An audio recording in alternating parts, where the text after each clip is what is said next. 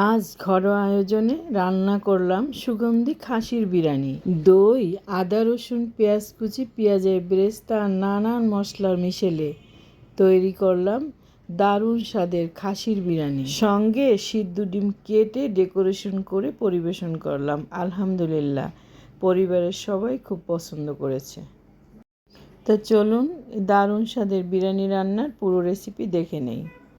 1 কেজিরও একটু কম খাসির মাংস নিয়ে 4টি পেঁয়াজ কুচি, 1 টেবিল চামচ করে আদা, রসুন ও জিরা বাটা দিয়ে দিলাম, 2 টেবিল চামচ পেঁয়াজ বাটা দিলাম, সামান্য পরিমাণে জায়ফল, জৈত্রিক ও পেস্তা বাদাম বাটা দিয়ে দিলাম, হাফ কাপ দই দিয়ে দিলাম, 4টি পেঁয়াজ বেরেস্তা, স্বাদ মতো লবণ, 2 টেবিল চামচ তেল, 2টি তেজপাতা, 4টি এলাচ, দারচিনি ও লবঙ্গ দিয়ে দিলাম, 1 চা চামচ কালো গোলমরিচের গুঁড়া, 2 টেবিল চামচ ঘি। সবগুলো উপকরণ একত্রে মেখে কিছুক্ষণ রেখে একটি ঢাকনা দিয়ে চুলায় বসিয়ে দেব। সিদ্ধ না হওয়া পর্যন্ত বারবার কষিয়ে কষিয়ে রান্না করে নেব।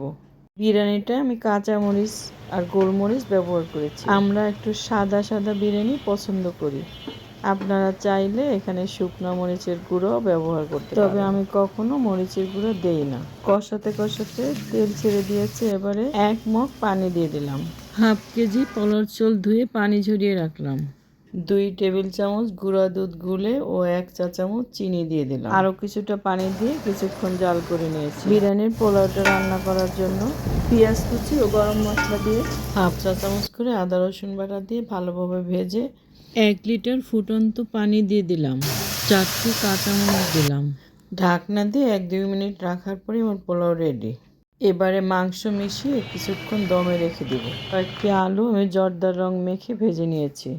4-5টি কাঁচামরিচ ও 1 চা চামচ জিরার গুঁড়া দিয়েছি। এবারে উল্টিয়ে পাল্টিয়ে মাংসের সঙ্গে পোলাও মিশিয়ে দেব। 1 চা চামচ জিরার গুঁড়া দিলাম। হাফ কাপ পেঁয়াজ বেরেস্তাও দিয়েছি।